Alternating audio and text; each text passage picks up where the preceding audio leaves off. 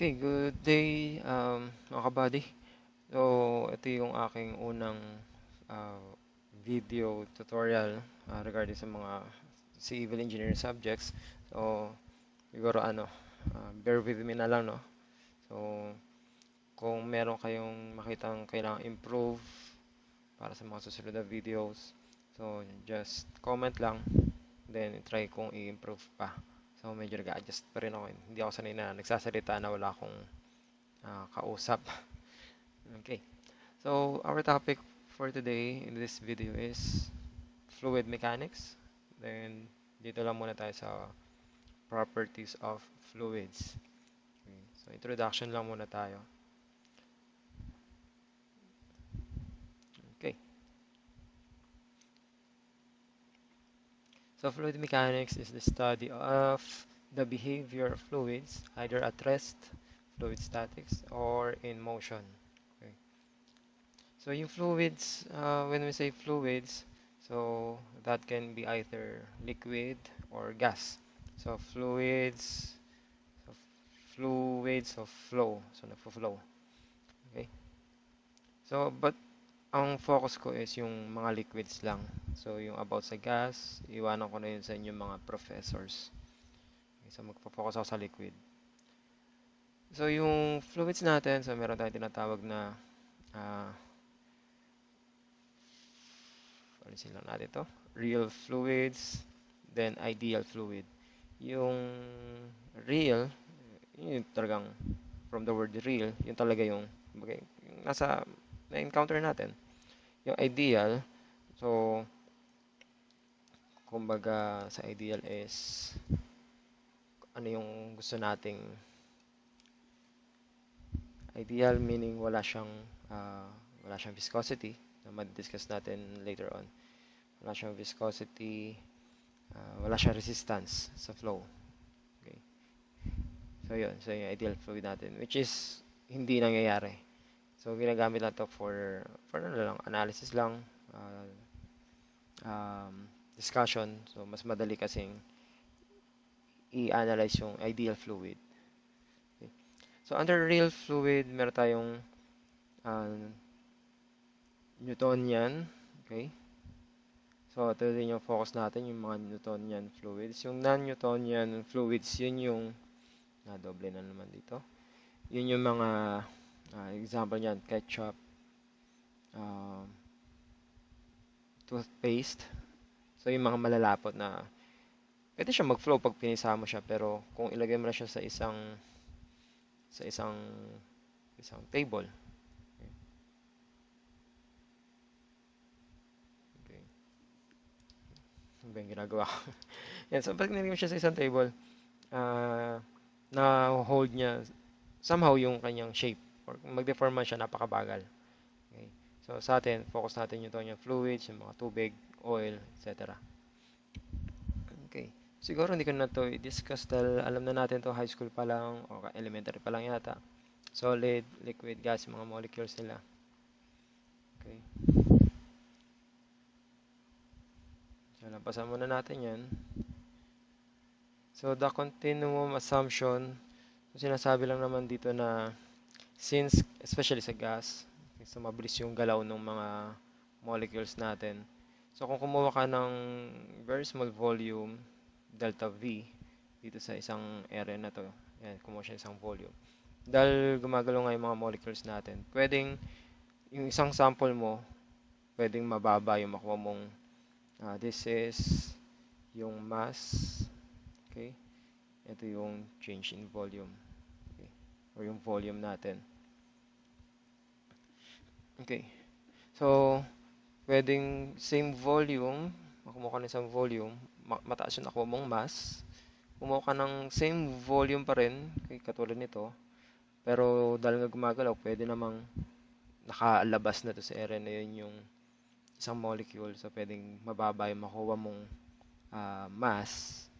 Okay, then eventually, habang nilalakayan mo to, so yung effect ng movement ng mga gases natin is kumbaga somehow naka-cancel out na. So nagiging uniform na yung nakukuha nating density. So this is yung density, graph ng density. Okay, so dimension is a category that represents physical quantity. So yung mga example natin, yung mass, length, and time, and momentum, etc. Energy. So let's discuss that further later. Okay. So sa dimension, meron tayong dalawang klase, no? Again, ito yung mga dimensions daw natin. Ito mga to. Okay, so meron tayong dalawang klase ng dimension. Meron tayong primary, meron tayong secondary. So, sa primary natin, so yung mass, length, time, and temperature. So, mata natin yung unit nila. Okay, so kilogram sa mass, yung gamitin natin. Let's focus tayo sa SI units.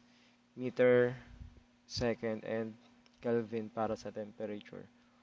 Okay. Whereas dito sa secondary dimension, so sa mga secondary, so combination na yun ng mga primary dimensions natin. Like yung area, combination siya ng dalawang length or dalawang distance. Okay. Volume, so length cube. Then pagdating sa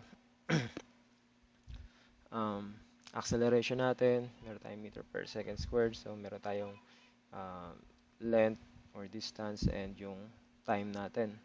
So yun yung secondary dimension natin.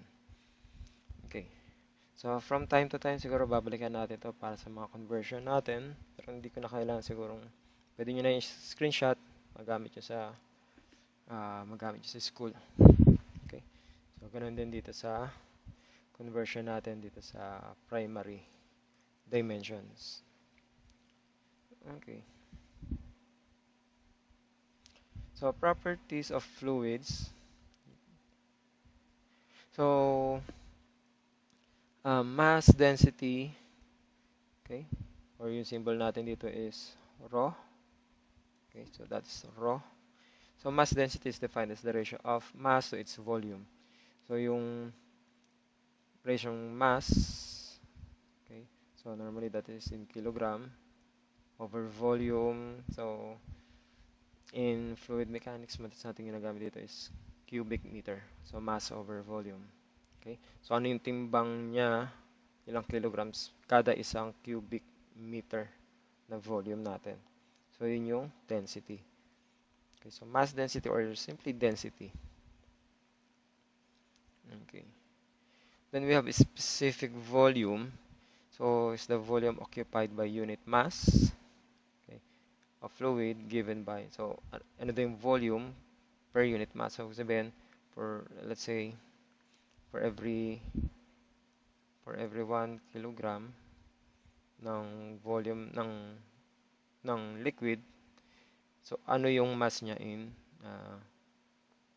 ano yung volume na na-occupy niya, volume. Okay, so dito density natin, di ba, sabi natin density is mass over volume.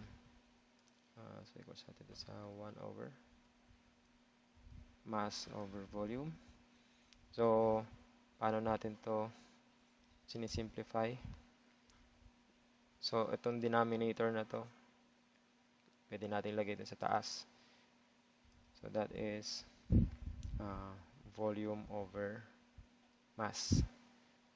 Okay, so normally ang volume natin is again cubic meter, mass natin is kilogram. So ano yung volume? Ano yung volume per kilogram? So yung specific volume natin. Next is specific weight, or minsan tinatawag din tong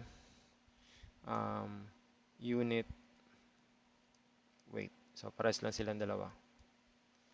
Okay, so mas nasanay akong gamitin yung unit. So gravitational force per unit volume. Okay, per unit volume. So kanina nasa density is yung mass per volume. Per unit volume, unit meaning 1. So for every 1 cubic meter, or pwede nga din siya tawagin per unit volume. Okay, so balik tayo sa specific weight, or again unit weight. So weight per unit volume, yung weight natin, paano natin nakukuha yung weight? Di ba weight is mass times gravity. Or dito ko nalagay.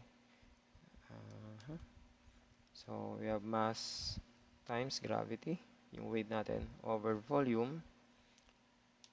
Pero yung mass over volume natin is, diba that is equal to density. Yung kanina doon sa taas ng slides natin, times nung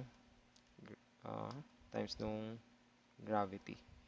Okay, so yung unit weight is density times gravity, or yung weight over the volume. Okay. Then specific gravity naman natin. So ratio of the specific weight of a given fluid to the specific weight of water. Common na alam natin is 1 cubic meter ng water is equal to 1,000 kilograms. So this is only true if yung temperature natin is at 4 degrees Celsius. So alam naman natin na kapag lumalamig yung isang bagay, mas nagko-contract. Okay, or pag umiinit, mas nag-expand. So kapag nag-expand yung tubig natin, okay, let's say yung tubig, okay. So again, yung density kasi natin is mass over volume. So kapag nag-expand, so given na meron tayong constant yung mass natin, pero pinainit mo siya. So kapag lumaki yung volume natin, okay, so dagdagan natin ng change in volume. So kapag lumaki yung volume, so anong mangyayari sa value ng density? Pag lumaki yung denominator, lumiliit yung value ng density. Okay, or nung nung equation natin. So pag lumaki yung denominator. Okay, so bababa yung ating density. Okay, so again, yung reference natin is water at reference temperature na 4 degrees Celsius. So in most cases, consider na lang to as our standard. So kung hindi naman ganun ka-critical yung difference in volume.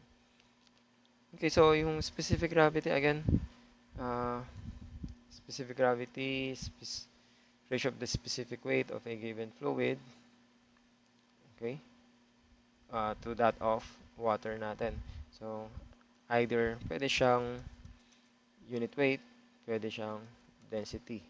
So, ito naman kasing unit weight natin, or kung i-multiply man natin to ng gravity, both the numerator and denominator, para parang baliwala lang yan, di ba? Cancel out lang itong dalawa.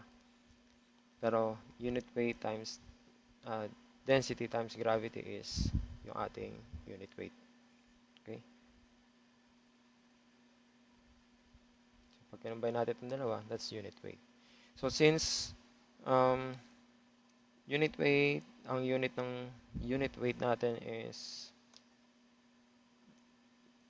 kilonewton, normally kilonewton per cubic meter tayo.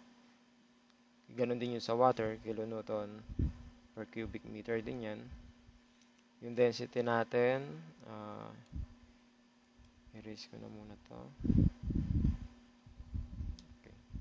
So, ang unit ng density natin is kilogram per cubic meter. Okay. So, ang water natin naka-kilogram. Density ng water is kilogram per cubic meter din.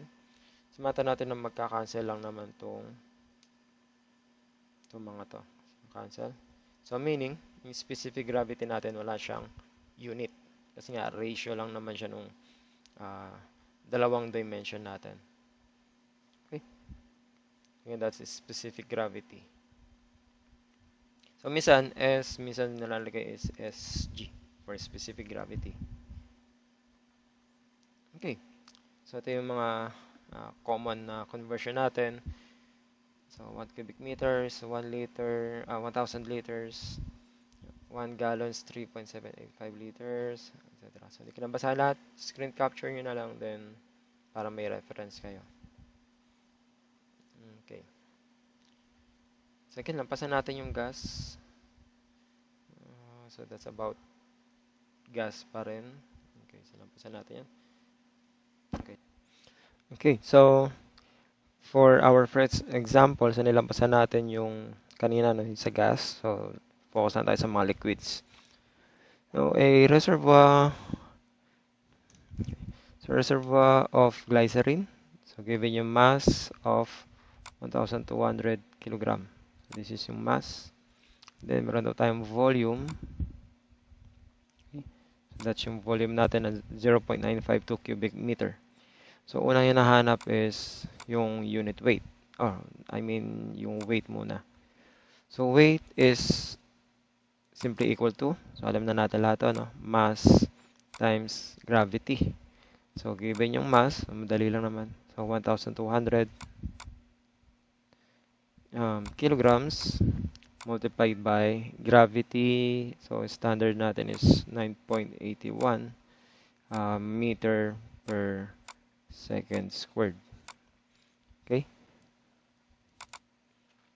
So kung kukumpitin natin to using yung ating trial na calculator, 1,200 times 9.81.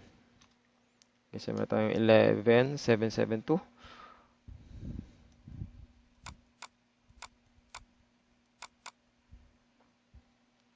Okay. So, ang unit natin is kilogram meter per second squared is Newton. So, this is also equivalent sa 11.772 kilonewton. Okay. So, K means 1,000.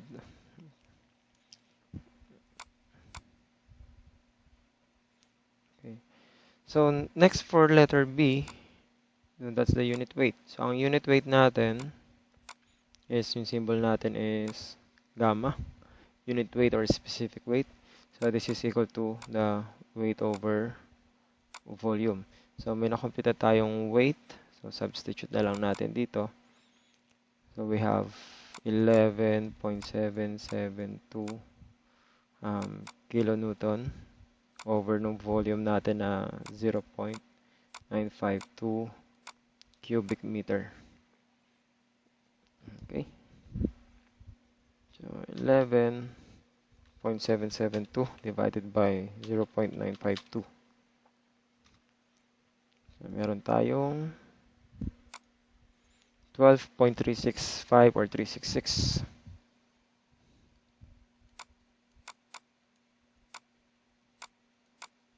So, unit. So, kilonewton per cubic meter.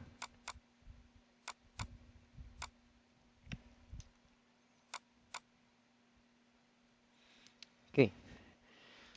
So, for letter C, so hinahanap naman sa atin is density. So, ang density is parang unit weight din, but instead na, so symbol natin is rho. So, instead na weight, so mass kapag density ang pinag-usapan natin over volume. So, given na rin yung ating mass, 1,000 kilograms, 1,200 kilograms over ng ating volume, same volume, 0.952 cubic meter. Okay, so solve natin. 1,200 over 0.952.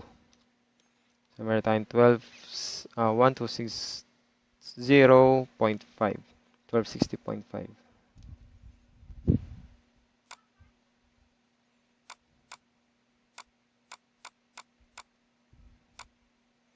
So, kilogram per cubic meter.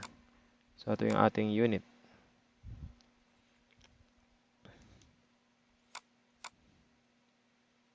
Okay, so next natin, or last natin is specific gravity.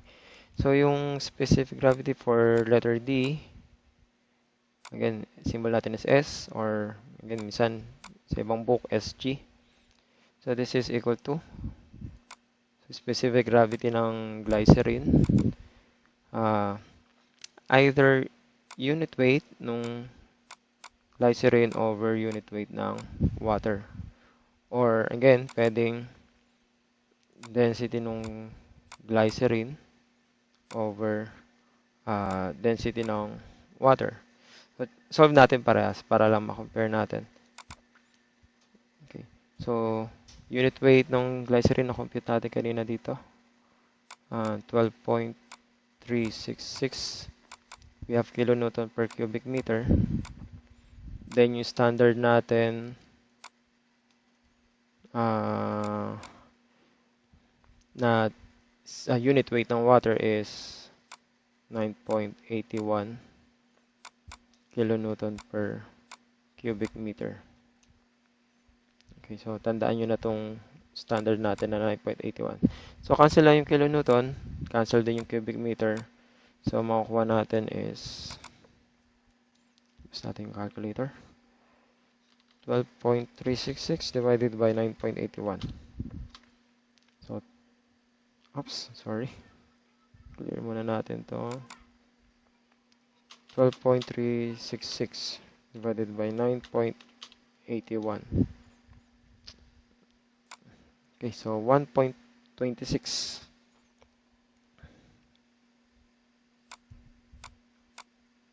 So, anong unit? Wala na. Okay. So, try natin din using yung density. So, density ng glycerin is 260.5 kilogram per cubic meter. Divide natin ng standard density ng water natin na 1,000 kilogram per cubic meter. So, mata natin na cancel lang din naman lahat ng units. Cubic meter, cubic meter. Okay. So, decimal place natin, move lang natin 1, 2, 3. Dahil dinivide natin ng 1,000. Okay, so makuha natin yung 1.26. Okay. So, kumata natin kanina, cancel ko. 12.366 divided by 9.81. Okay. So, 1.2605. So, dito nakuha natin is 1.2605 din or 1.26. Okay. So, natin na kahit alin dun sa dalawa yung gamitin. So, we will come up with the same answer. Okay. So, proceed tayo sa example number 3. So, in this example, ang given naman sa atin is specific gravity of an oil. Okay? So, specific gravity ng oil. So, calculate its. So, A is specific weight or unit weight. Okay? Unit weight. So, paano ulit natin nakuha yung specific gravity? So, for letter A muna tayo. So, again, yung specific gravity S is equal dun sa unit weight ng substance natin, ng liquid, over unit weight ng water. So, ang hinahanap is, okay. So, given yung specific gravity ng oil, alam natin yung unit weight ng water. So, ang hinahanap na lang natin ngayon is itong unit weight ng liquid natin or ng oil. So, itong unit weight natin, ililipat natin sa left side. So, matataas lang naman siya doon. So, solving for unit weight ng oil. So, that is yung specific gravity ng oil times nung unit weight. So, pag tinasa na natin ito doon, unit weight ng water. So, given na yan parehas. So, specific gravity of oil natin is 0.82. So, wala siyang unit. Times the unit weight of water na 9.81 kilonewton per cubic meter. Okay, so yung unit weight ng oil natin is 0.82 times 9.81.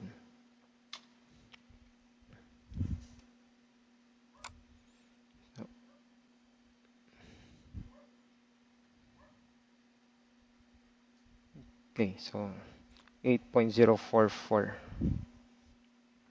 Okay.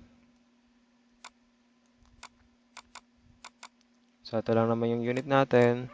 So naka-kilonewton per cubic meter pa rin tayo. Masyadong makapal yung aking ink. Okay, so anyway, proceed tayo sa letter B. So mass density in slugs per cubic feet, cubic foot. Then in kilogram per cubic meter. So mag-ano muna tayo, kilogram per cubic meter. Then babalikan natin yung slugs. So sa mga units natin kanina. Okay. So mass density nung oil. So ito yung hinahanap natin. So again, galing dito sa specific gravity natin. Okay. So sabi nga natin kanina na yung specific gravity is pwedeng ratio ng unit weight ng liquid over the unit weight ng water, or pwede siyang density ng liquid or ng substance natin over ng density ng water. So solving for density ng liquid natin, in this case is yung oil, solving for this. So katulad nung kanina, tataas lang natin ito doon, katabi ng specific gravity. So meaning, specific density ng oil natin is equal to specific gravity ng oil times ng density ng water. Okay, so this is 0.82 times density ng water natin. Standard natin is 1,000 kg per cubic meter. Okay. So, times 1,000 lang. 1, 2, 3. So, meron tayong 820 kg kada isang cubic meter. Okay. So, ano naman yung density natin in terms of slugs and cubic feet? So, kailangan natin convert yung kilogram. Yung kilogram, convert natin sa slugs. Then, yung cubic meter, convert natin sa cubic feet. So, tingnan natin ano bang conversion natin ng kilogram saka slugs. So, nandito yun sa mga units natin. Ito. Okay. So, 1 slug is equivalent sa 14.5939. Okay. 14.5939. So, isave ko muna dito sa calculator. 14.5939. Store ko lang siya dito sa A. Okay. So, balik tayo dun sa example number 3. Okay. So, to convert etong kilogram per cubic meter, so i-rewrite ko lang muna siya dito. So, meron tayong 820 kilogram per cubic meter. So, convert natin yung kilogram sa slug. So, aalisin natin kasi yung gusto nating mawala yung kilogram, so dapat meron tayong 1 kilogram dito sa denominator natin para pwede natin siyang i-cancel. So, yung 1 kilogram natin is equivalent sa 14.5939. Okay. 14.5939 slugs. Okay. Then convert natin yung cubic meter sa cubic feet or cubic foot. So, anong gusto natin mo? Nasa denominator yung cubic meter natin. So, gusto natin meron tayo dito sa numerator na cubic meter din. Okay, pero naka-meter muna. Okay, so for every 1 meter, meron tayong, so ang standard natin is 3.281 feet. Okay? 3.281 feet. So, anong mangyayari? Hindi pa natin maka-cancel to. So, kailangan nating i-cube. So, meter cube, meter cube. So, maka-cancel na natin yung meter cube. So, may iwan ngayon is yung, kasi parang mangyayari dito, ano na to, di ba? Meter cube. Kung aalisin natin to, distribute na natin doon, both sa numerator and denominator. Okay, pero mamaya na pala to. Ayan. Okay, so cancel na natin yung cubic meter. Then, this will be equal to, so paano natin ito multiply or i-solve? So, unahin ko na yung mga numerator. So, meron tayong 820 times 14.5939 times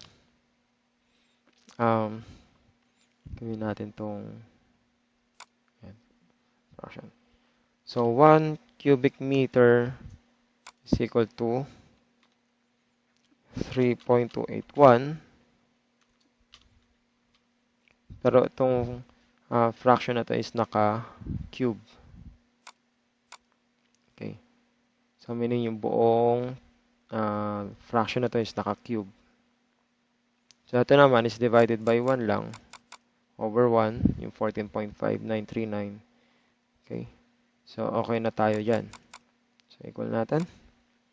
So, we have 338.818. Okay. 338.818. Ang unit na natira sa atin ngayon is slug per cubic foot. Okay.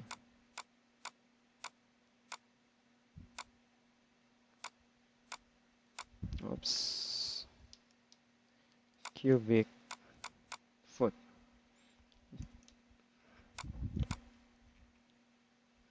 Okay. So that's for our example number 3. Second example natin. So, pwede nyo screen capture or panoorin nyo na lang ulit pag nakalimutan nyo. Okay. Example number 4. An object has a mass of 22 kg at sea level. Okay, so for letter A, what will be its weight at a point where the acceleration due to gravity is 9.75 meter per second squared? And what will be its mass at that point? Okay. So, unahin na natin yung letter B. What will be its mass at that point? So, this is 22 kilogram na mass. Mass natin is primary dimension. So, wala naman tayong kumbaga, walang mababago dito no kahit saan mo siya dalhin, kahit dalhin mo siya sa outer space na walang gravity. Ang mass niya is 22 kilograms pa rin. Okay, so regardless nung gravitational pull nung location, so hindi nagbabago yung mass natin. Whereas yung weight natin, so for letter A, yung weight natin is nakadepende or directly proportional siya sa ating gravity. So, mass times gravity. So, yung mass natin na 22 kg, multiply natin ng acceleration at that location, which is 9.75. 9.75 meter per second squared. Okay. So, 22 times 9.75. So, 214.5.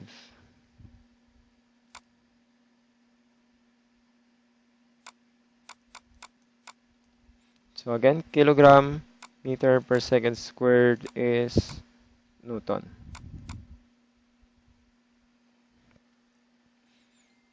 Okay, so napakadali lang nun. Itong example number 4. So again, for letter B, again, yung mass natin is still 22 kilograms.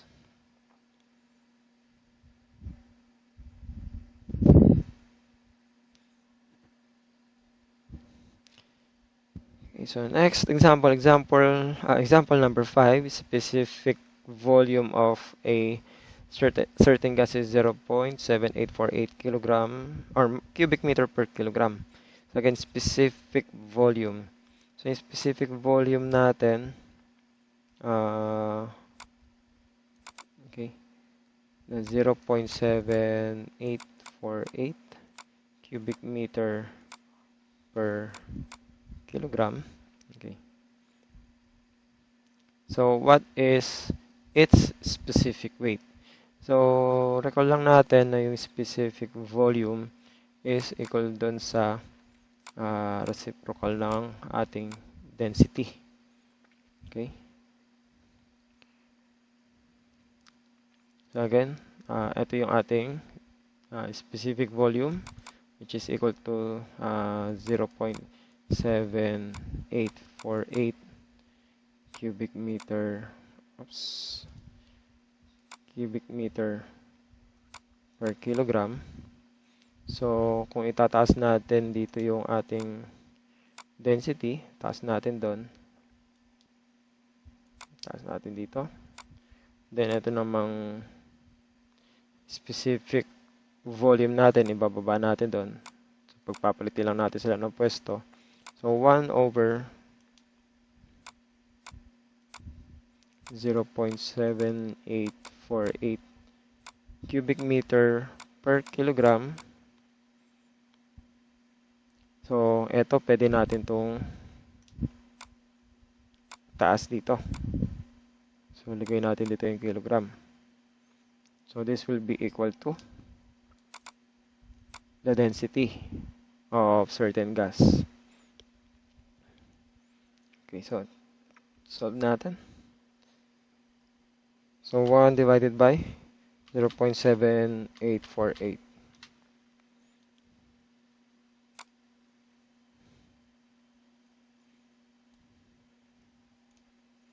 .274.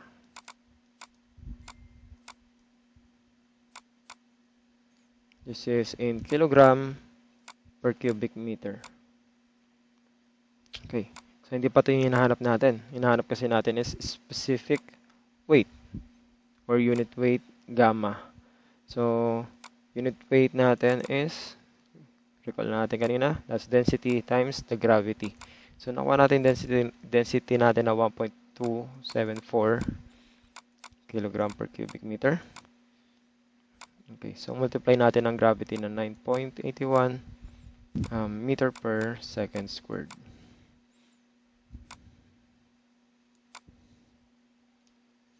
Okay, so 1.274. So hindi ko na i-round off to, diretso ko na sa yung buong value niya, multiply ko na ng 9.81. Okay, so this is 12.5. Anong unit? Okay. So density is kilogram per cubic meter. Kilogram pag minultiply sa meter per second squared is Newton. Then may iwan yung cubic meter dito. So we have Newton per cubic meter. Okay? So itong ating final answer. Yun, sa mga property pa lang. Gas constant. Okay, so lampasan natin yung gas. Dito tayo sa example number 7. So a cylindrical tank. So medyo madadali lang yung kanina, no? So a cylindrical tank, 80 cm in diameter. Okay, so mga given natin. And 90 cm high. So diameter and height is filled with liquid. So the tank and the liquid weighed 420 kilogram. So yung combination ng liquid and tank natin is 420 kilogram. Then the weight of the empty tank is 40 kilogram.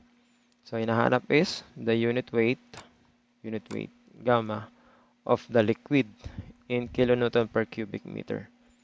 So yung unit weight is yung weight ng liquid over nung volume. So given yung ating diameter and yung height, so makakompute tayo ng volume. Then yung weight naman, so given yung weight ng tank and water natin, or liquid, then given yung weight ng tank, so yung difference ng dalawa, okay, is yung weight ng liquid. Okay. So, diretso na natin siguro, no? So, yung weight ng liquid natin is 420 kilogram minus natin ng 40 kilogram.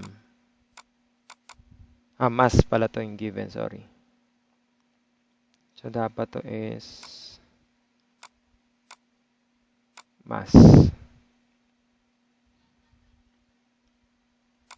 Okay, over the volume. So, paano natin kinocompute yung volume ng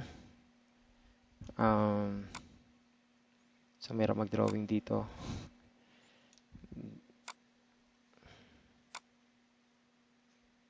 Ng cylinder. Okay. So, given yung diameter niya na 80 cm. Height natin is 90 cm. Okay. So, convert muna natin sa meter cube para sa meter yung mga dimensions natin para mas madali na. Okay. So, dapat alam na natin to na for every 1 meter, meron tayong 100 cm. So, kaya nga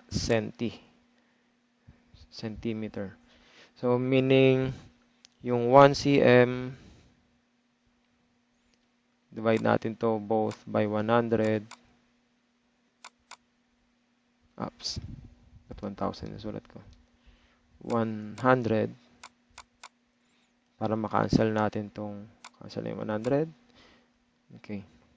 So, yung 1 cm natin is 1 over 100 or this is equal to 0.01 meter. Okay? So, yung 80 cm natin is actually equal sa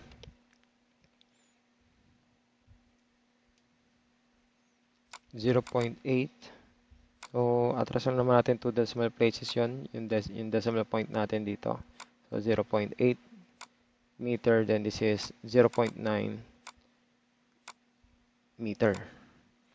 Okay. So, area. Tignan ko natin area multiplied by height. So, meron na tayong volume. So, area ng circle is, in terms of diameter, is pi over 4 d squared. Okay? So, apply natin dito. Pi over 4 times diameter natin 0.8 meter squared. So, this is yung area. Times ng height para sa volume na 0.9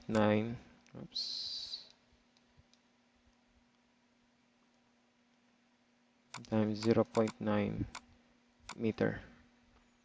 Okay, so gawin natin ito sa ating calculator. So 420 minus 40 over mas madali kasi yung 1/4 pi. So, di ba that is equal sa 0.25 pi. Para mas madali sa calculator. Okay. So 0.25 pi shift pi,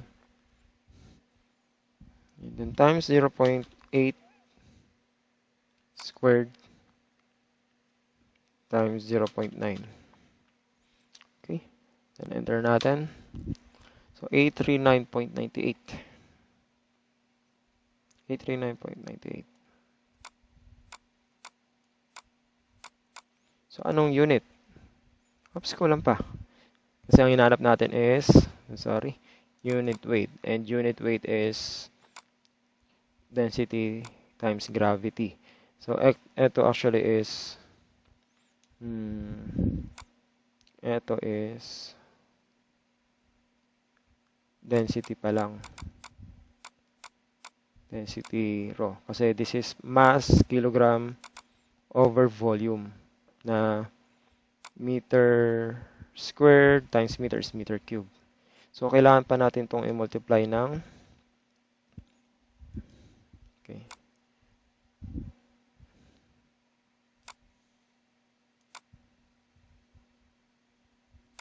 natin ito dito. Okay. So, pwede naman, nakumpita natin to 839.98 kilogram per meter squared times meter is meter cube. So, multiply pa natin to ng 9.81 meter per second squared. 9.81 meter per second squared. Okay. So, multiply natin ng 9.81. So, 8240.25. 8240.25. 8240.25. So, since meron tayong kilogram times meter per second, again, that is Newton per cubic meter. Or simplify natin ng konti, paigsin natin. So, in terms of kilonewton, yun ang hinahanap, kilonewton. So, divide lang natin ito ng 1,000. Okay? Kasi nga, for every 1 kilonewton, so meron tayong 1,000 newton. So, para makancel natin tong newton and maiwan yung kilonewton. So, we have 8.240 kilonewton per cubic meter. Okay, then this is our final answer. So, meron pa ba ako nakaprepare? So, wala na. So, that's it for the introduction ng properties of fluid. So, next video natin will be about viscosity, no, pagdating dun sa curriculum. Pero parang mas gusto kong dumiretso doon sa pressure. So, anyway, antayin na lang natin yung next video. Okay, so thank you guys for watching. Then, kung nagustuhan nyo yung video, subscribe, pakishare na rin para mas maraming makapanood na estudyante. Then, kung meron kayong comment lang, ilagay nyo lang sa baba. Itatry kong improve yung mga susunod kong videos. So, isa na sa tingin ko problema dyan yung audio. Parang mahina yata. Then, kung nanonood ka sa cellphone, baka maliit yung mga sulat. I-comment nyo na lang din. Kasi alam ko hindi naman kayo laging may computer sa kung nasaan man kayo na lugar. Nasa boarding house o baka nasa bahay lang ang desktop nyo. So yun, try nating i-workout para mapanood nyo na maayos. Pero mas maganda sana kung naka full HD din para malinaw talaga yung mga handwriting. Okay, so that's it. So thank you for watching. So see you next video.